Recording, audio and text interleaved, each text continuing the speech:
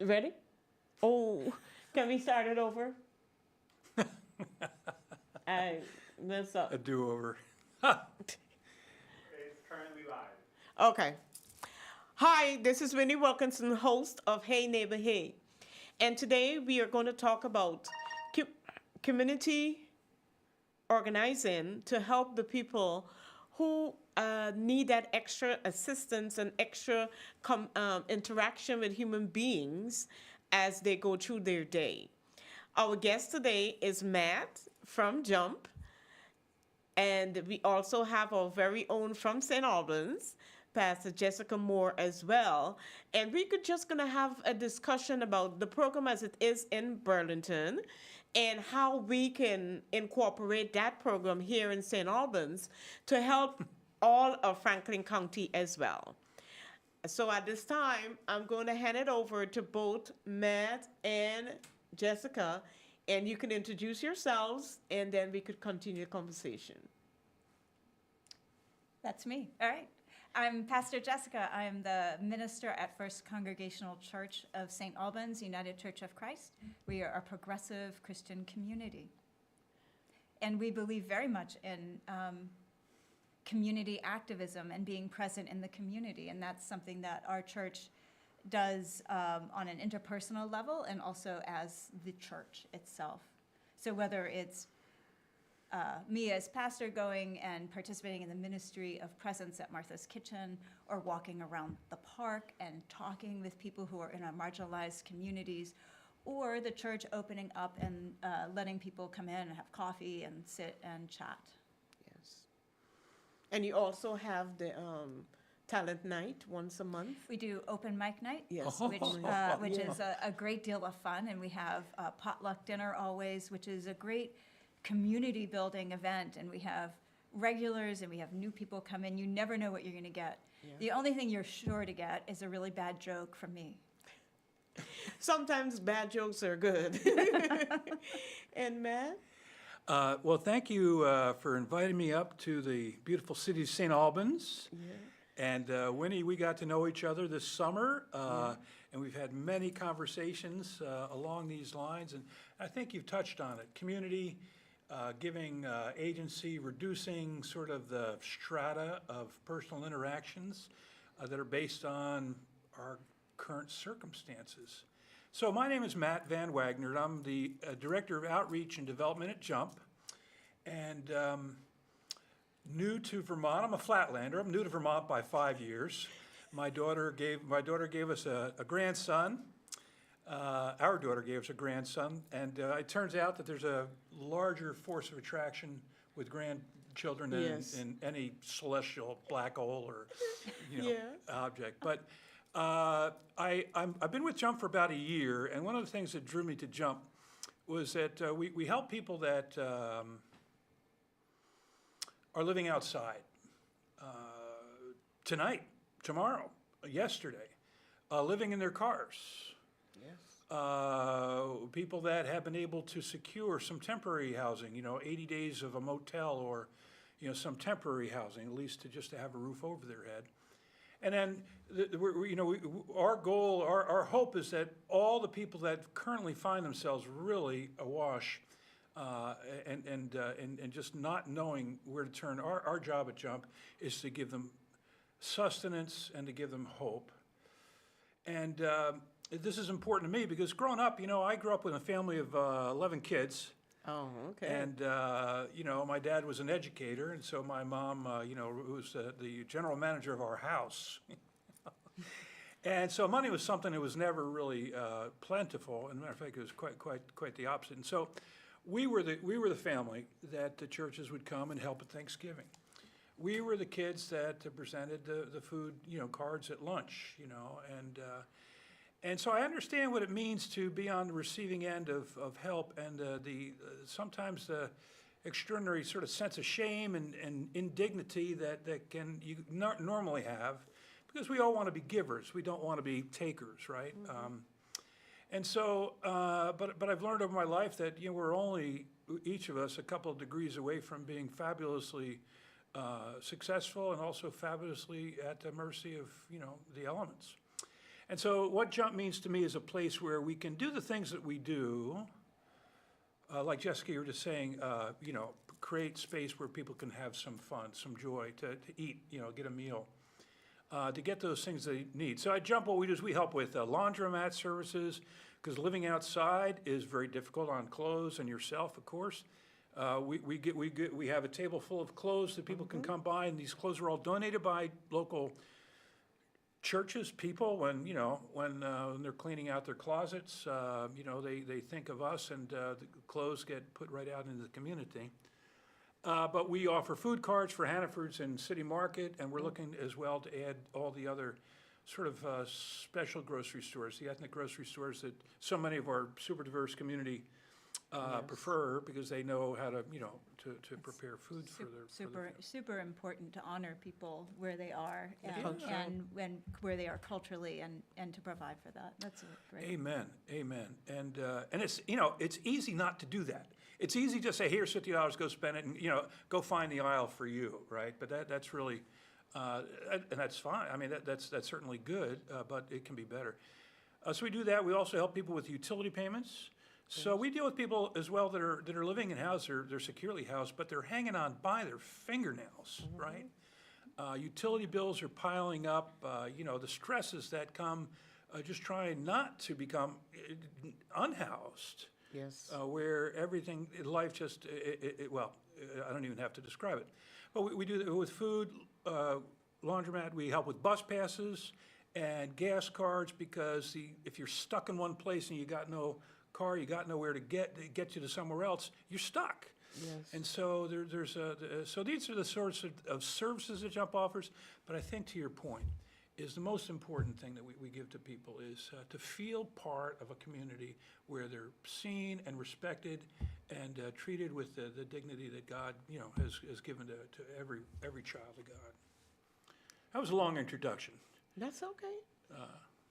Is JUMP an acronym? It is. It's gotten so ingrained.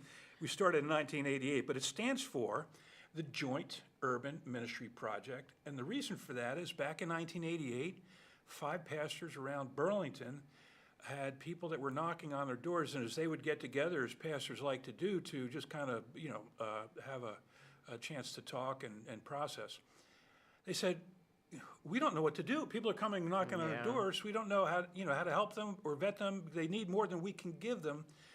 We've got a pastoral care fund, and we can give money out, but we just don't know. And so they said, we got to get together and sort of do something collectively. And so this group of 5 churches has grown over the years to about 24 church communities, and they all donate things like toiletries, money, volunteer time, food, to make this ministry work. So yeah, Joint Urban Ministry Project. I love that.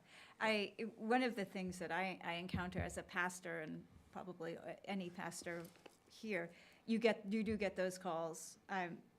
People are one utility bill away from becoming homeless, Yes. and it's big.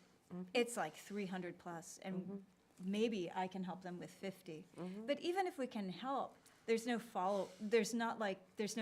structure for follow-up or really developing relationship.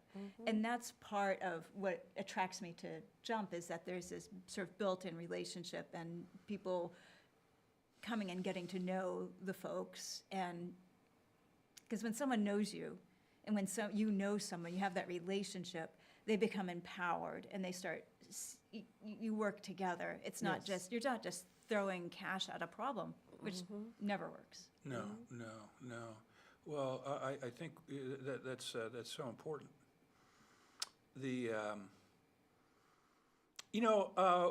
One of the things that differentiates JUMP from other types of great social services like COTS and CVOEO and Mercy Connections and all the other places, one of the things that we really attend to is the spiritual need of the people that come to us.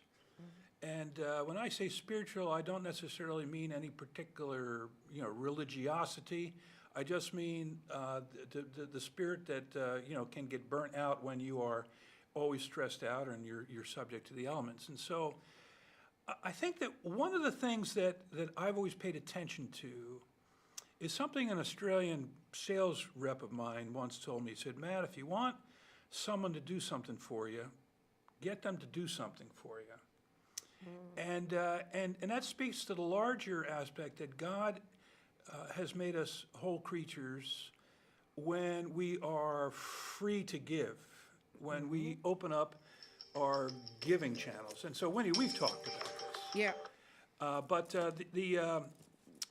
you know, in congregations, you know, we deal with this with stewardship all the time, right? Every church, no matter where you are, it's how much should I give? And, you know, I used to go around to talk to congregations, and the question would be asked, well, you know, how much should we give? I said, well, I'm not here to tell you to give until it hurts, okay? That's just not the right philosophy. I want you to give until it starts feeling good. And, you know, sort of that Ebenezer Scrooge kind of a moment where you realize that your life is when you can give.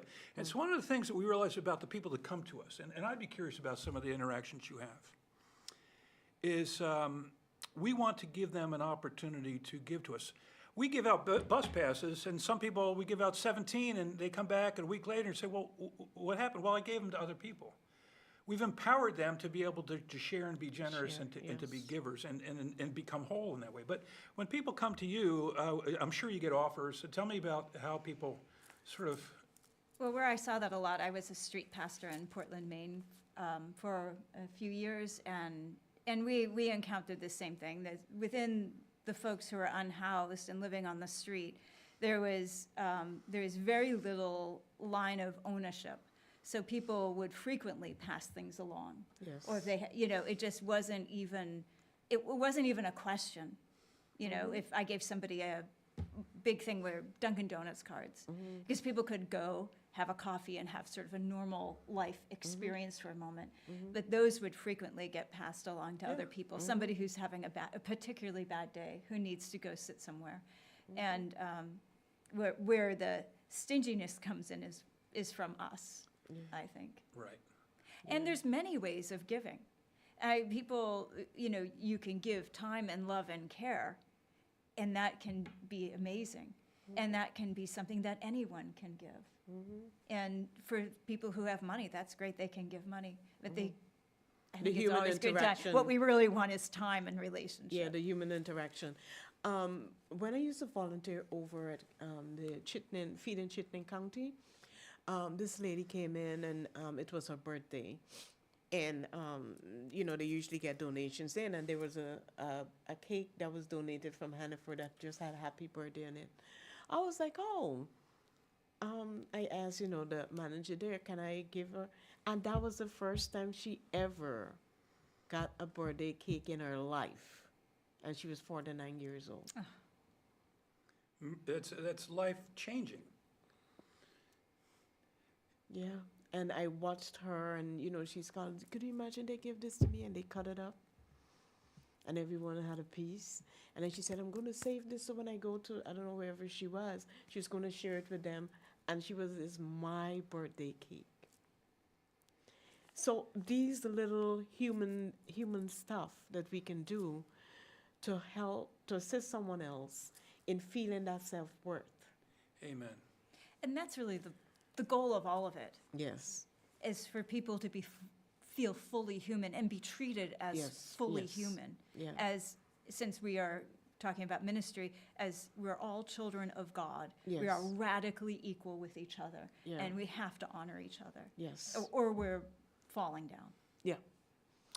Well, the classic dilemma to anyone that's walking down Church Street is when all those people whose eyes you avoid because you know if you make contact, you have to show compassion. It's in your blood. And so we put up this defensive mechanism where we will try to do anything but engage with the person. And that creates a sense of difficulty in our spirit as well. So we become impoverished by knowing that we have turned away from brothers and sisters in need. Yes. And so, I had an interaction on Church Street 2 weeks ago. And I was coming out of a sponsor of ours, 10,000 Villages, who has donated money to Jump, and I was just down there to say thank you. And as I come up to the top of Church Street and Cherry, there were three. I don't know, it's hard to know ages. I'd say maybe 25 to 35. And one of them had a sign that, said, helpless, homeless, I need some money. And my first thought was, you've spelled this thing wrong here. And I wanted to say, hey, by the way, but I didn't do that because I'm not a Grammar police. well, I'm obsessive, but, I also, know that I'm a human being. But so I said, I said, hey, look, I would love to give you money, but I can't do that. And I could, that's a lie, by the way. I could give them money, right? I chose not to give them money. But I said, are you aware of Jump? No, what's Jump? Well, and I told them, I said, come over tomorrow. Come for breakfast, come for coffee, come to sit and just hang out for a while. And we also will have the goodies, we'll be able to give you some things that will feed you and, help clean your clothes. And the one guy said, what you just told us is worth so much more than money. And what you've just done is worth more than money. No one ever talks to us. Yeah. And he said, I just got out of prison, and my final time in prison. I no longer have a parole officer. I've done all of my time. And I said, well, that's brilliant. Well, we've got to Jump is we have thrift shop where you can get clothes because a good set of clothes can help you, get started in the world, get a new fresh start. And the things he was telling me he felt dignified. He felt someone was there to help him, and it was eye contact, and it was something that invited him in. And when they came in, right after they were able to get some food, they said, we'd like to volunteer here. Wow. Right? And so the opening up of the Spirit's always there, the releasing of the Spirit to be able to become fully human again, where, the lack of human contact, avoidance is just so difficult. So tending to the spiritual and the human side of people is so important in what we do. Yes. Yes. And so I think, in my opinion, that this Jump would be an asset to St. Albans, Franklin County and the whole, because there are certain people who are falling through the cracks. And I think that having that humanness and the self-worth through the Jump program is something that would be valuable in assisting someone else in getting to the next level in their lives. I agree. I totally agree. It's, we don't have a lot of space for adults who are struggling, and we need that. Yes. And, we don't know what's going to get cut of services, which makes things that are outside of that type of funding really important. Yes. Well, you and I talked a little bit about this before we started here with Hey Neighbor Hey, and I think that's the whole point. Is neighbors helping neighbors is really important. So Yes. at Jump, I've defined kind of our mission as simply this: to do more to help more people. Yeah. And we're not trying to help 300 people. We're not trying to help 100 people. We're trying to do more for more people. And what we find is that good works and places where people can concentrate and focus in on problems and be efficient with their time and their money. I mean, we want those people that are charitable also to be able to use their time efficiently. So we have been looking for what we call satellite Jump. We have some people that think we're a national organization because we try to present so professionally, but we are really local to Chittenden County. We have some Franklin, we have some Grand Isle, we have some down in Barry and some of the other places, Lamoille. By the way, how do you say that? Lamoille? Lamoille. Lamoille. Okay. Flatlander. Lamoille. Me too. But I accept your invitation to engage in conversation, and I think that the possibilities of creating a place, and churches are great because number one, it's a trusted, place. Number two, it's often a place where during the week there's space and time available. We try to use our facilities to the community's benefit, but there are times when they could be used. So I will take that as a very specific item to go back to my board and say, hey, we have a very interested pastor with street ministry experience. And a big voice that would be able to give voice to the people that can come and get help, but also more importantly, the people that want to do that thing that will make them more whole, which is to give their time and love and attention. Yeah, I would volunteer some hours per week. Often it's going to happen. I would volunteer. There's a women's group at my old church, and their little tagline was, if you're feeling helpless, help someone. Yes. And that was just what you were talking about. Yeah. And that's Yeah. just been sort of floating around in my mind. Because we do feel helpless about a situation, a world situation, or there's no housing. Yes. There's very little places for people to sleep. The motels are full, and there are people sleeping out In in the elements. northwest through Yes. the winter. Yes. And that sort of creates a sense of, well, what on earth are we going to do? How can we help? How can It's we a help? helpless, because we're helpless helpers trying to help people who, trying to fix a really broken system. Right. And I suspect that there'll be more need for independent and Yeah. community-based organizations over the next few. The trends don't look particularly favorable, I should say. Well, it's amazing what happens when people are drawn in to help. My job as outreach and development director is to help inspire more generosity towards this mission. Right. And so again, people kind of think, well, you're coming for my money. So, oh no. No, what I want you to do is I want you to see, experience, and find the joy of giving. And I want you to give, I want to inspire your heart. What's Yes. that, we just sang it in Christmas time, here we are, deep midwinter, right? You're what? What do we have to give to people? And we can give money, we can just, but it really, if we give from the heart, the hymn goes, Yes. what shall I give him, poor that I am? If I were a shepherd, I would bring a lamb. If I were a wise one, I would do my part. But what can I give him? Give him my heart. Yes. And I don't know about you, but I tear up every time I hear that, every time I sing it. But I think that's really, people will open up their hearts. And when they see the problem, they will open up their wallets. They will open up their riches and their treasures, and they will bring their friends.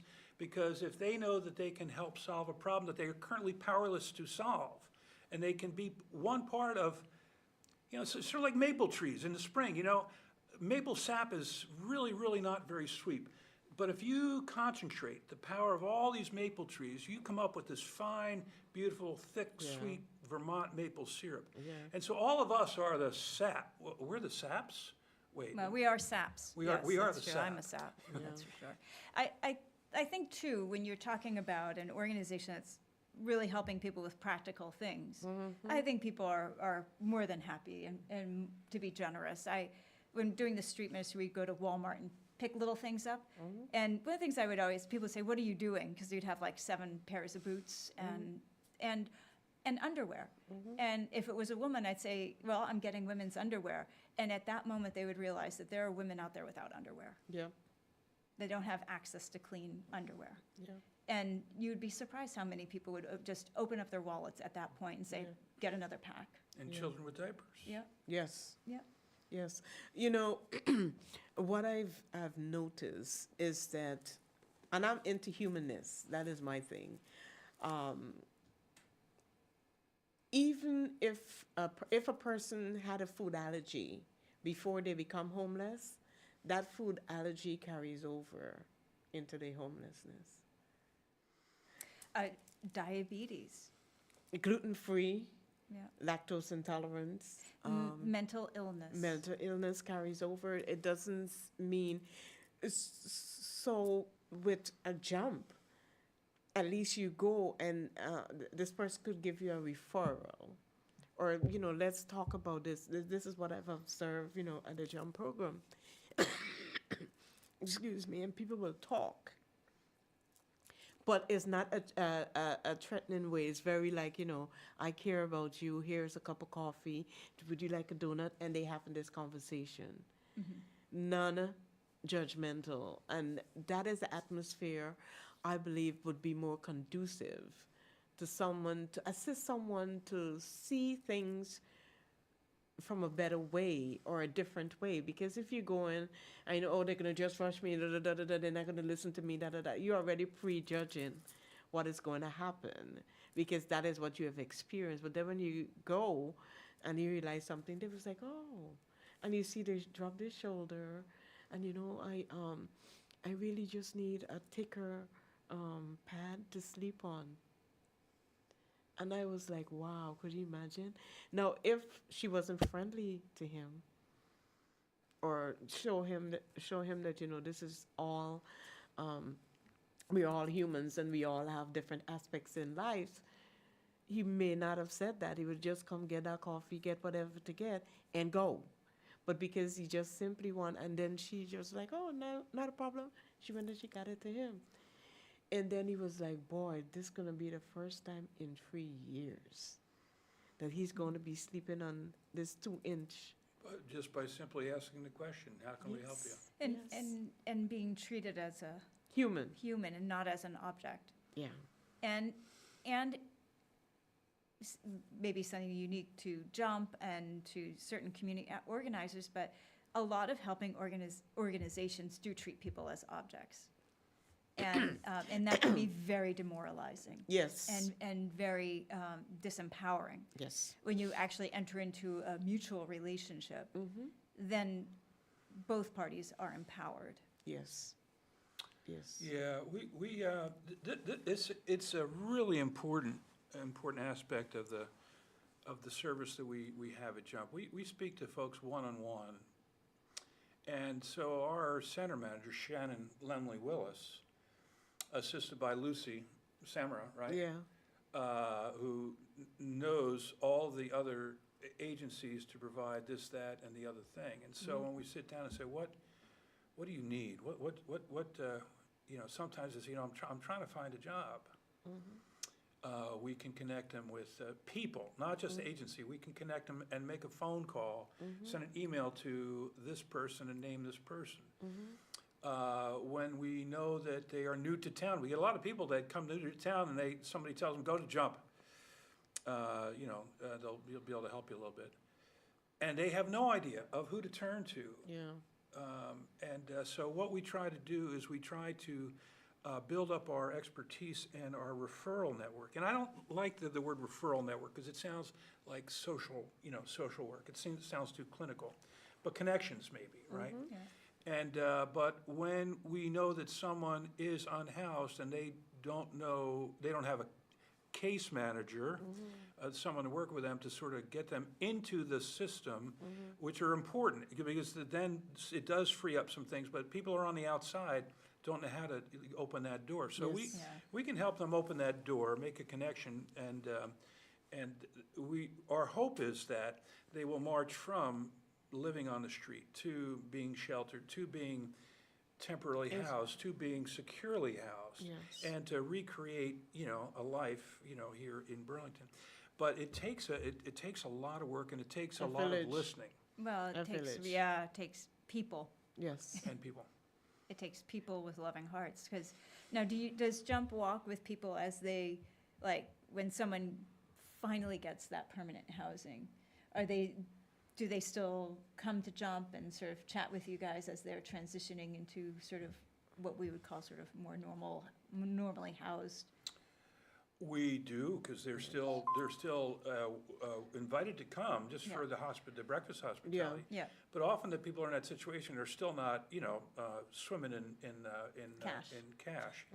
And so this helps them, just get that a little bit more of a leg up. So, yeah, we do hear from people. I would like to say that we get a lot of happy ending stories. Yeah. For most of the time, we don't know what happens. We do get some, and we talk about them.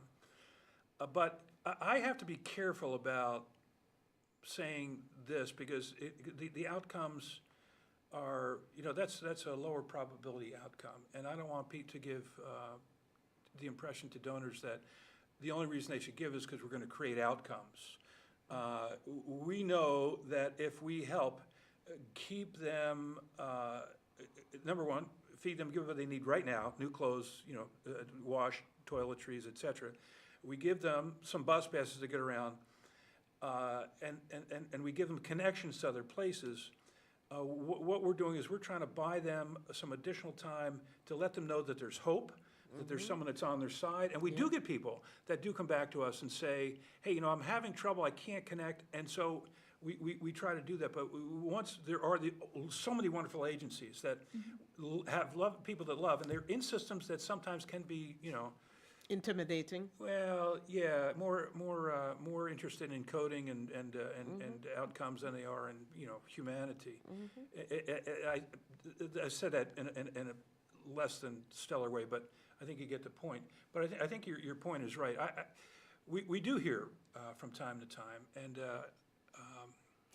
that's a beautiful role of ministry. Yes. We need people to fill, housing applications are like 40 pages. yeah. They're huge. And there's a lot of them, a lot of things to do. So there's a lot of boxes that need to be checked. And in ministry, we are kind of freed from that. And we can provide the sort of, love and care and gentle guidance. But eventually, those boxes need to be checked. And the system needs to be entered, and it's there for a reason. And I think it's sort of, as we can support that process, it becomes more holistic, and ultimately more higher probability of it being successful. Yeah. Yeah, it really is key, and humanism and really. I think that we go into it based on some faith that the faith of my mother. Matt, no news is good news. Yeah. And all we can do is continue to be there, to pray, to get ourselves better so that we can do that sort of thing. And I think, to your point, we all have various skills that people can leverage in different ways. And so to be able to put that, help people through the applications in systems that are designed not for efficiency, but really to more be hurdles. To do demographic studies. What you guys work in the area more, but what I would see is if you assist someone and then you don't see them, I would feel that the assistance has improved their life a little bit, so they didn't need to be there. You see what I mean? They actually are allowing somebody else to come and get that service, because what the service did for them was enough for where they need to get just a little bit more out of what they're going through. Well, this is not a jump thing, this is a community thing. But I will tell you an outcome story, and it's going to sound strange to say that it's a good outcome story. Over the holidays, one of the most beautiful people we all know, who lives outside and has struggled, with addiction, succumbed to an overdose. Last week, we had a full worship service where we invited everyone in the community, church members, people that knew her from her community on the street. And the church was filled with people that knew her very directly and live out there with her, Yeah. and people that have no real knowledge of her, but have Yeah. supported Jump and supported ministries that help anybody in the situation. And we gave dignity not just to the dead, but to the living, because the Yes. living now know that there are people that you know, Care. we are not castaways. We are people that are loved, loved by God, and equally as loved by God. To your point, so that outcome, I think, was beautiful because the community that got together, they all talked and they all were able to comfort and grieve together, loss of a good friend, in the community of people that are in this community with them, just on the other side of the table, perhaps, the equation. So that's an outcome. And ultimately, I agree with you. What outcomes don't so much matter because that woman had support and love from the ministry of Jump. And 1 minute of love, 1 day of love, we don't know what comes tomorrow. Yeah. We really don't. All we have is right now. So you help people now where you can. And man, it would be great if we could get system change too. But sometimes what we got to do is love just right here. Love. It feeds the appetite much longer than the carbs do, right? Yeah. It lasts Yeah. much longer lasting. We definitely need systemic reforms. Yes. There's no way where the way the housing market is as it is right now, that if we do not have system reforms, it's going to get worse. Amen. That is true. It's going to get worse. So, but again, I'm going to bring it back to the benefits that I believe that people in this area would experience from Jump being in this area. And I'm sure that people are going to volunteer their time because it's something that not only you, the person who are volunteering, or the person who's going to get the assistance, but even the people who are volunteering would benefit because it's going to show you that it doesn't matter what, we all are human. Because I've seen love stories and I'm sitting on Church Street and I'm like, and she's like, we've been homeless for 3 years. I met him and we've been together for 3 years. And I'm like, what? Actually, relationship that lasts longer on the street in a homeless situation than some relationships that in a home.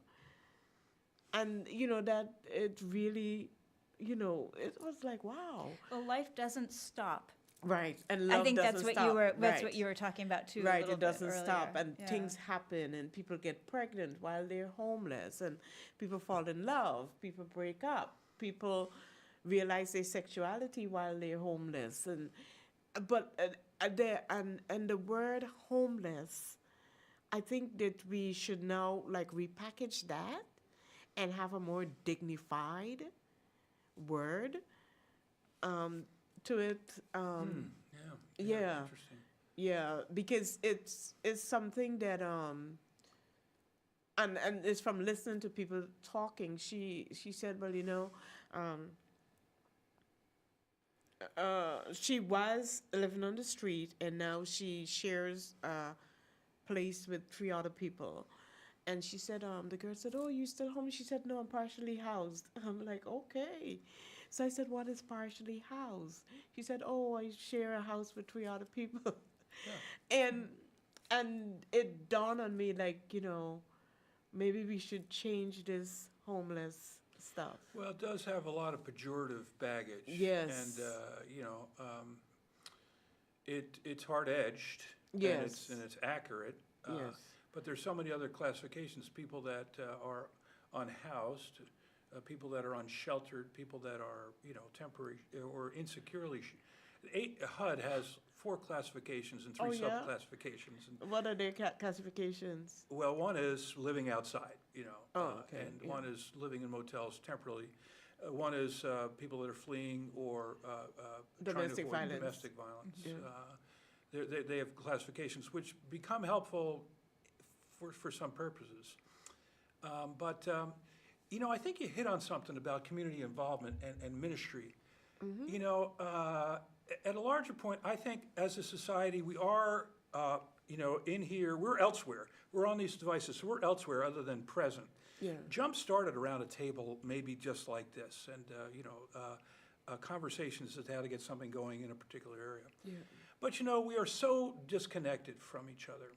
And I think one of the real opportunities for ministries, for evangelism in all of our faith communities, mainline Christianity, Judaism, Buddhism, everything, is people need to give, people need to be spiritual, people have a need to do something good for the world, but especially the younger generation, really avoid structures and, top-down heavy things. They are more than willing to move out in mission. And I think when we look at what creating, let's say, St. Albans Jump would do, is that creates a whole new spirit. Yes. And it brings people back in, or people that have never been, churched, into a place where they can express themselves more ethically and morally. Yes. Under the umbrella of, the church of, whatever it might be. I feel my philosophy about religion is, there's one mountaintop and many paths. And so, Yes. whatever you're, but I think churches in particular that can latch onto this can find revitalization and growth, because you're giving what Jesus called us to do, which is to, feed The least among you. Yeah. What I envision is in St. Albans a non-denominational church service in the park in the summer. Sure. I mean, that is one vision that I would really like to see. And, I personally would going to reach out to the people out there, because some people were hurt by the church. Yes, no doubt. And the moment you tell them to go in that four walls, it's like, but if you tell them to come to the park, and we'll have free coffee and we'll have free donuts, and, you'll have people to greet you and talk to you. And if you want to know about a scripture or whatever, it's more not as intimidating as come to church, you sit on the bench and the person talking, the person sing. Well, you're right, And you with gotta all sit, that. right. So the non-traditional ways is how I believe that if we approach it and have Jump as part of all of this. Well, maybe it needs to be renamed to Hey Neighbor, Hey. Hey Neighbor, Hey. Hey, Well, neighbor, hey. it also, I think it really needs to be key that it's non-proselytizing. Yes. Right. I'm Yeah, assuming. Like, that's huge, because Yes. there is, if when you go into larger cities, or you see people who are used to interacting with charity from churches, they start doing things like crossing themselves and Right. giving you, asking for a blessing or something, when it's just like set, this is your expectation because you're Yes. a church person. Yes. It's spiritual, yes, great. This is a way of giving and sharing love, but it's not attached to a teaching that we're Yes. going to ask you Right. to swallow, Yeah. and which is abusive. Yes. Right. Agreed. Come as you are, and you come to your own conclusions as to where you're going to go. Take it or leave it, Yes. but have some love and have a coffee and some conversation. Yes. But that's key. And just as a note on terms, non-denominational sometimes means like a certain type of church Oh. that might be have certain views or whatever. So I think what you're thinking is like interfaith, no faith. Yes, like right, that kind right. of Non-traditional, expansion. right. Yeah. Yeah, you come as the way you are, and there's a social interaction that you would have, and then you could come to your conclusions as to, they were awfully nice to me. They actually respected me as a person. They listened to me. Yeah. Because it's about the journey. Yes. It's about the journey. So not to promote my church, but what we say is Yeah. that we're on the trip together. Yes. And we have like lots of different beliefs. We have Yes. lots of different life experiences. But at this moment, we're companioning with each other. We're Yes. traveling with each other on the Yes. spiritual path. Yes. And where is it going to lead us? Same place. Yeah. Hopefully into the light. And I always refer back to Elim, and always refer to Jump as an oasis in a very rough wilderness. Yeah, I love But that. can I oasis. ask you a question? Is the same congregational church there in Burlington is the same one we have here in St. Albans? Okay. Yeah, same denomination. Nation, Yeah, right, right. UCC, United Church of Christ. Yes. Yeah. Okay. Good. So that would be a unique thing for us to get here because it is needed here, and I would love to be part to volunteer for when we have it here, and definitely to promote it as well. Winnie, thank you for connecting us. Yeah. This is Okay. exactly what Hey, neighbor. what you hey. do. You're a Yes. community organizer, Yes. and this is organizing. Yeah. And I am grateful. Yeah, I'm grateful. And I am as well, because we've been chit chatting. seeking Yeah. Yeah, and I told other him. ways Yes. to do more for more people. Yes. So yes. let's see where this part of the journey takes us. Yes. Great. The beginning of another new adventure in St. Albans. And once again, we are at the end of another Hey Neighbor Hey. And at Hey Neighbor Hey talk show, we usually just have conversations on how to build, how to connect one neighbor to another. A neighbor doesn't necessarily have to mean you live across the street or in the same street. We are all in this together. The world is one neighbor to another neighbor. And thank you for listening. You could continue with the conversation on our YouTube channel and like and share.